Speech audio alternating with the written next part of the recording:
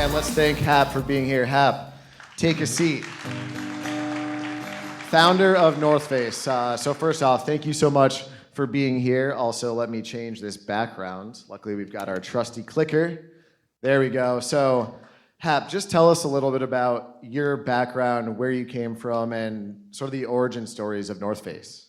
Well, my background was a strange collection of things that put everything together in terms of what I developed as a philosophy, which was a triple bottom line business, which was an equal commitment to profits, to the planet, and to people.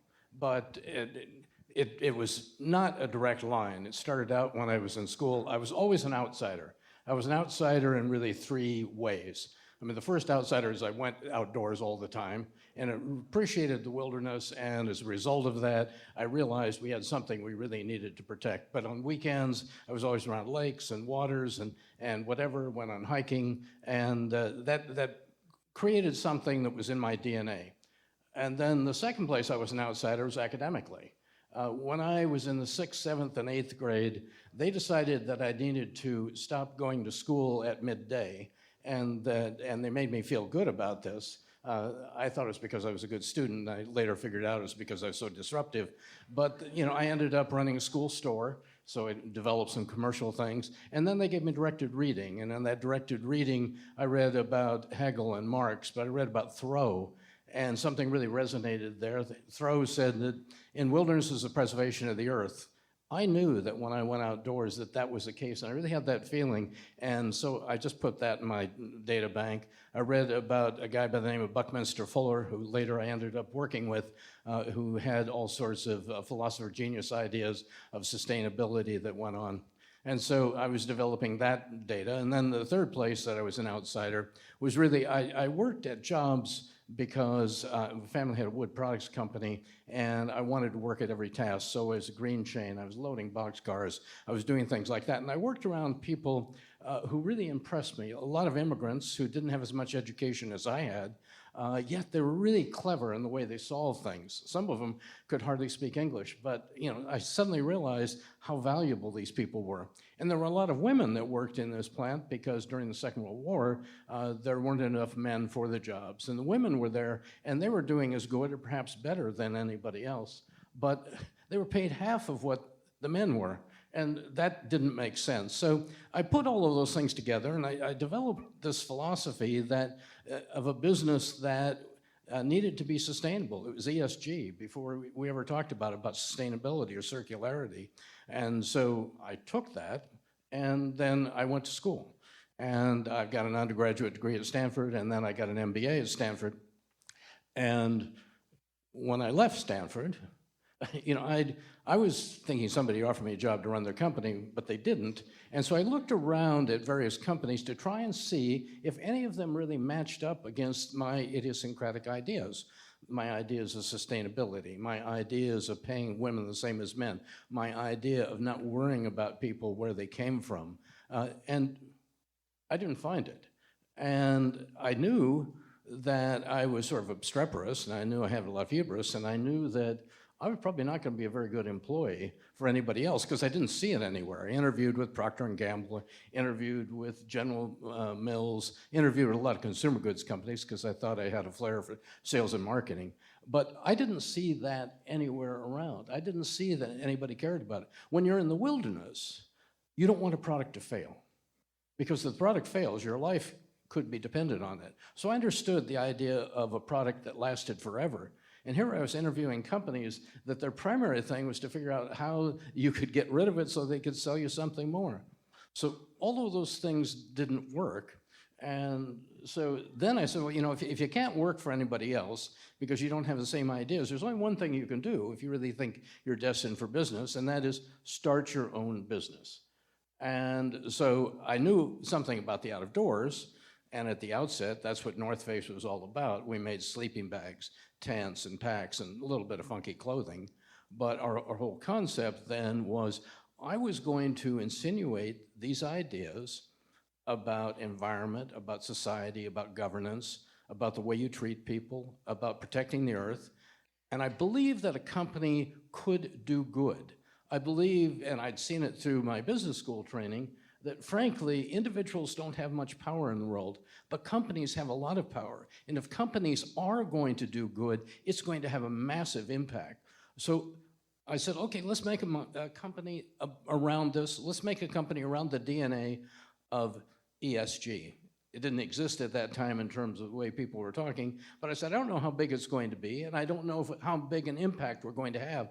But what I did know is if we made a great product and put a lifetime warranty on it, which we did at North Face, if we treated well the people that we had and the customers, that we were going to come up with something that was going to do our part in saving the world. Because one of our goals, as weird as it seems, is we thought we were going to change the world. Well, I think you did change the world. Guys, let's give it up for Hap, because literally, when you think about one person changing the world, you know, that's literally happening. Hap really changed the game on the way, you know, we live and we work. So thank you for everything that you've done. And, you know, you've built one of the most successful companies, one of the most well-known brands. That's something to be extremely proud of as well. Tell us a little bit about sort of that process of what was it like when you just had your first couple of stores going to then, you know, it sort of explodes and is this international business that is just everywhere. Well, we were fortunate that things moved a little slower at that time. So maybe it didn't explode, maybe it just grew. But the reality is your primary thing is creating a brand that everybody understands what it stands for and stay with that. And so we did it through basically describing, using 3 words that we always measured everything against. The 3 words were disruption, quality, and triple bottom line. And the challenge as you grow is that you drift away from your dream, you drift away from your ideas, because there's always somebody telling you to do it in a different way. There's always somebody telling you to do that. We always held to that, you know, and we built this brand that was about our DNA of ESG. And brands are like coral. It grows slowly over time. You know, you can talk about exploding, but as it explodes, nobody sees the change until some point, some inflection point, it is so beautiful, there's nothing like it. And of course, that's what you want in business, which is almost a monopoly, but you're so unique that nobody can compete with you. You have no competitors, and you're basically just executing your strategy the way you want. So the challenge, Dylan, is basically not doing the wrong things, because a brand is not only what you do, a brand is what you don't do. Amazing. So do you have any sort of moments that stick out in your career where you sort of realize like, okay, our brand is working. The things we haven't done is also working. Like I call it a pop a bottle of champagne moment. Like, oh, wow, like we started from, you know, a couple stores and now we're at this level. Do you have any moments in your career that stick out to you like that? We had a lot of them. I mean, I remember one time when, you know, we were a company that just grew organically. We started out and we were in San Francisco area, and then we were US, and then we went Europe. But I remember I was traveling in Europe, and we hadn't really gone into that market, and I was riding on some bus, and here was somebody with one of our packs, and I was going, oh my God, where did you get that? You know, and it turns out they were a visitor. They'd come to the U.S. and bought it in the U.S. and had taken it back, but they lived in England at the time. So that was pretty dramatic, and it was a good feeling to see that it happened that way. You know, there were other times. I mean, the president ended up wearing our garment, and I didn't agree with the president's philosophy at that time, so that was sort of the aha moment. So when I was interviewed by one of the television stations locally, so what do you think about this? And you know, I could have either said, you know, it's, you know, I don't get it. Why are they wearing our gear? We're trying to save the world. They're trying to blow it up. But I said, you know, it's relatively ironic. Here we are, a small company like this, and suddenly it ends up and the whole world sees it. But the irony I was talking about in my own mind was quite different. So we have some people here, and you know, as we mentioned, one person can change the world, and I'm sure someone and all of you guys will be changing the world in your own way. What advice do you have to sort of that next generation of entrepreneurs, that next generation business owner, or that person who wants to make an impact in their lives? What advice do you have for that person who's just entering that workforce or wants to continue to grow in that? The best one that I know is a quote that I hang on to from Goethe, the German philosopher. And he said, and I'm paraphrasing, but I think I'm close, saying, whatever you can do or believe you can, begin it, because boldness has genius and power and magic in it. The pace of change of society is accelerating. You've seen it from the speakers before when they're talking about what's happening. What used to take 10 years takes 4 years. What will take 4 years is going to take 6 months in the future. The rate of change is so dramatic that you have to jump in front of it. The changes that are going to be made by you, not going to be made by somebody else. The people that are here before, as the speakers have talked about, have screwed it up, and they screwed it up badly.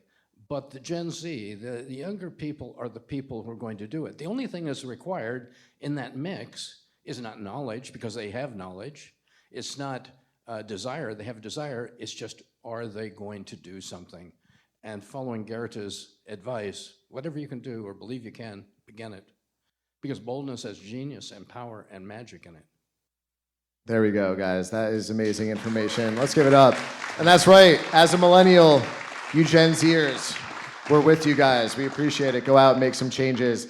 Real quick, I want to thank Philip Toussaint as well for introducing us. Hap's been on a few of my podcasts. We've written about him on green.org. Highly check it out. We're barely scratching the surface on all the things that we've talked about. We've got about 2 more minutes. So real quick, when did you originally start the North Face? I originally started in 1968. 1968, and I believe it was just with like a couple of stores. Is that correct? That's correct. In San Francisco? In San Francisco area. And so when it comes to sort of building that business, what were sort of the next steps that you took it, from a couple of stores to building it to that next level? And it was always the people you hire.